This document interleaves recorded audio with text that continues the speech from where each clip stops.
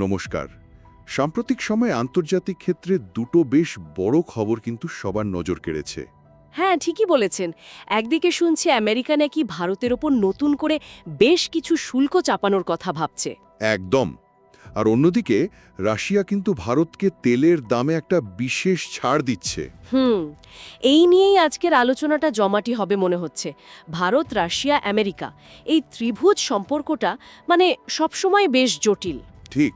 আর আজকের আলোচনায় আমরা এই জ্বালানি বাণিজ্য আর কৌশলগত দিকগুলো একটু গভীরে গিয়ে বোঝার চেষ্টা করব। আমাদের হাতে সাম্প্রতিক কিছু খবর আর বিশ্লেষণ আছে। আচ্ছা। তো শুরু করা যাক আমেরিকার ওই পদক্ষেপটা দিয়ে। শোনা যাচ্ছে অতিরিক্ত 25% শুল্ক বসতে পারে কিছু ভারতীয় পণ্যের ওপর, সম্ভবত 2025 সালের আগস্ট মাস থেকে। 25%? এটা তো অনেক।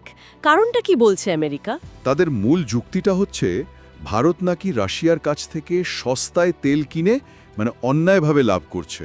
অন্যায়ভাবে? হ্যাঁ, আর বলছে যে এই টাকাটা নাকি প্রকারান্তরে ইউক্রেন যুদ্ধে সাহায্য করছে, এরকম একটা অভিযোগ। আচ্ছা। শুধু তাই নয়, ওদের ট্রেজারি সেক্রেটারি স্কট বেসেন্ট উনি তো সরাসরি ভারতীয় কোম্পানিগুলোর দিকে আঙ্গুল তুলেছেন। বলছেন অতিরিক্ত মুনাফা করছে এরা। আর প্রয়োজনে আরও শুল্ক বসানোর হুমকিও দিয়েছেন বোধহয়। হ্যাঁ, সেই হুঁশিয়ারিও আছে। এই পরিস্থিতিতে ভারতের পররাষ্ট্রমন্ত্রী এস জয়শঙ্করের বক্তব্যটা কিন্তু খুব গুরুত্বপূর্ণ। অবশ্যই। উনি কি বলছেন? উনি তো বেশ অবাক হয়েছেন এই যুক্তিতে। বলছেন কিছুদিন আগেও তো এই মার্কিন প্রশাসনই আগের প্রশাসন বিশ্ববাজারে তেলের দাম ঠিক রাখতে ভারতকে রাশিয়া থেকে তেল কিনতে উৎসাহ দিয়েছিল, তাই তো? একদম। জয়শঙ্করের যুক্তিগুলো বেশ জোরালো। প্রথমত, ভারত তো আমেরিকার থেকেও তেল কিনছে এবং সেটা বাড়ছেও। হ্যাঁ, এটা একটা পয়েন্ট। দ্বিতীয়ত, 2022 সালের পর থেকে রাশিয়া থেকে সবচেয়ে বেশি তেল আসলে কিনেছে চীন, ভারত নয়। ভারত দ্বিতীয়। এই তথ্যটাও গুরুত্বপূর্ণ। তার মানে অভিযোগটা পুরোপুরি ভারতের ওপর আনাটা ঠিক যুক্তিযুক্ত নয়। আর তৃতীয় এবং খুব জরুরি পয়েন্ট যেটা উনি তুলেছেন, রাশিয়া থেকে তেল কিনছে মূলত ভারতের রাষ্ট্রায়ত্ত কোম্পানিগুলো। ও আচ্ছা, প্রাইভেট কোম্পানি নয়। প্রাইভেটও আছে, তবে মূলত রাষ্ট্রায়ত্ত। এর লক্ষ্য শুধু লাভ করা নয়, দেশের ভেতরে তেলের দাম নিয়ন্ত্রণে রাখা, মুদ্রাস্ফীতি সামলানো, এগুলো দেখতে হচ্ছে। তার মানে স্কট বেসেন্টের ওই মুনাফাখোরি তত্ত্বটা এখানে ঠিক খাটছে না। জয়শঙ্করের কথায় মনে হচ্ছে ভারত ভাবছে আমেরিকা যেন নিজের আগের অবস্থান থেকে সরে আসছে, একটা জটিলতা তৈরি হচ্ছে। বোঝা গেল। কিন্তু আমেরিকার এই চাপের মুখে রাশিয়া কি করছে? তারা তো চুপ করে বসে নেই নিশ্চয়ই। না, একদমই না। রাশিয়া ঠিক উল্টো পথে হেঁটেছে। তারা ভারতকে অশোধিত তেলের দামে প্রায় 5% ছাড়ের প্রস্তাব দিয়েছে। 5% ছাড়?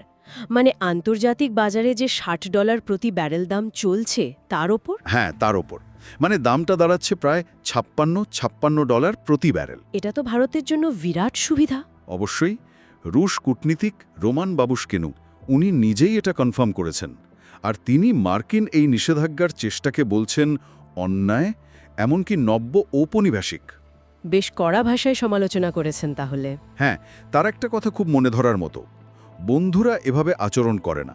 ইন্টারেস্টিং। এখানেই শেষ নয়।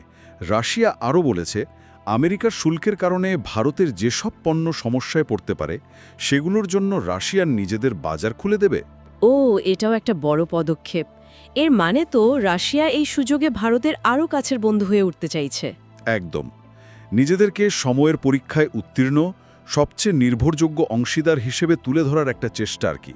বিশেষ করে প্রতিরক্ষা ক্ষেত্রে তো তাদের বহু পুরনো বোঝাপড়া। ঠিক। যুদ্ধের মধ্যেও তারা S-400 সিস্টেম দেওয়া বন্ধ করেনি, মেক ইন ইন্ডিয়া প্রকল্পে সাহায্য করছে। সম্প্রতি T-72 ট্যাঙ্কের ইঞ্জিন নিয়েও চুক্তি হয়েছে। রাশিয়া বেশ জোর দিয়েই বলছে যে নিষেধাজ্ঞা মোকাবিলার ব্যবস্থা তাদের আছে, আর বাণিজ্যের লক্ষ্যমাত্রাটাও তো বেশ বড় ধরছে। হ্যাঁ, 2030 সালের মধ্যে $100 বিলিয়ন। জয়শঙ্কর যেমনটা বলেন, দ্বিতীয় বিশ্বযুদ্ধের পর ভারত রাশিয়া সম্পর্কটা বিশ্বের অন্যতম স্থিতিশীল একটা সম্পর্ক।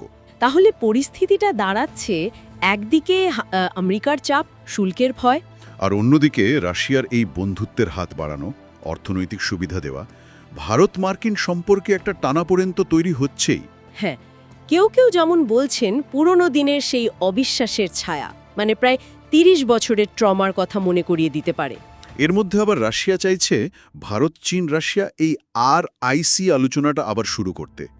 এটা ভারতের জন্য একটা ব্যালেন্স করাটা খুব কঠিন হয়ে পড়ছে, তাই না? অবশ্যই খুবই কঠিন একটা ভারসাম্য রক্ষার চ্যালেঞ্জ। আমেরিকার সাথেও সম্পর্ক দরকার, রাশিয়ার সাথেও। দুটোই গুরুত্বপূর্ণ। একদম। এই পরিস্থিতিতে ব্রিক্স বা এসসিওর মতো মঞ্চগুলোর গুরুত্ব হয়তো আরও বাড়বে। ঠিক। আর ভারত রাশিয়া তো জাতিসংঘের নিরাপত্তা পরিষদের সংস্কারের মতো বিষয় একসাথেই কথা বলছে। হ্যাঁ, আর তেল প্রতিরক্ষা ছাড়াও তো পারমাণবিক শক্তি নিয়েও বড় পরিকল্পনা আছে। প্রায় 20টার বেশি রিয়্যাক্টর তৈরির কথা চলছে। উহ। এছাড়া মহাকাশ গবেষণা, INS-3 করিডোর। হ্যাঁ, আন্তর্জাতিক উত্তর দক্ষিণ পরিবহন করিডোর, যেটা চালু হলে পণ্য পরিবহনের সময় খরচ 2 কমবে। আর চেন্নাই ভ্লাদিভস্টোক সামুদ্রিক করিডোর, এই ক্ষেত্রগুলোতেও সহযোগিতা বাড়ছে। তাহলে পুরো আলোচনাটা যদি এক জায়গায় আনি, নির্যাসটা কি দাঁড়ালো? ভারত একটা বেশ জটিল ভূ-রাজনৈতিক পরিস্থিতিতে আছে। একদিকে দীর্ঘদিনের বন্ধু রাশিয়া, যার কাছ থেকে এই মুহূর্তে অর্থনৈতিক আর কৌশলগত সমর্থন দুটোই পাওয়া যাচ্ছে। আর অন্যদিকে আরেক গুরুত্বপূর্ণ পার্টনার আমেরিকা, যার কাছ থেকে আসছে বাণিজ্য নিয়ে চাপ, কিছুটা সতর্কতা। এর ঐতিহাসিক কারণও আছে, আবার ভবিষ্যতের উপর এর প্রভাবটাও হবে অনেক গভীর, অর্থনীতি বিশ্বনীতি দুটোতেই। একদম। আর এখানেই শায়দ শ্রোতাদের জন্য একটা প্রশ্ন রেখে দেওয়া যায়। হ্যাঁ, বলুন। এই যে পরিস্থিতিটা আমরা দেখলাম, এই বিভিন্ন শক্তির টানাপোড়েন, এটা ভারতের দীর্ঘমেয়াদী বিদেশ নীতিকে কিভাবে প্রভাবিত করতে পারে? ভালো প্রশ্ন। বিশেষ করে ভারতের যে কৌশলগত স্বায়ত্ত শাসনের ধারণা, স্ট্র্যাটেজিক অটোনমি, নিজের সিদ্ধান্ত নিজে নেওয়ার ক্ষমতা। হ্যাঁ, এই মেরুকরণের বিশ্বে সেই ধারণাটার কি কোনো নতুন রূপ আমরা দেখতে পাবো? এটা সত্যিই ভাবার মতো একটা বিষয়। ভবিষ্যতে হয়তো এর উত্তর আরও স্পষ্ট হবে। অবশ্যই। আজকের মতো এখানেই শেষ করা যাক। হ্যাঁ, ধন্যবাদ।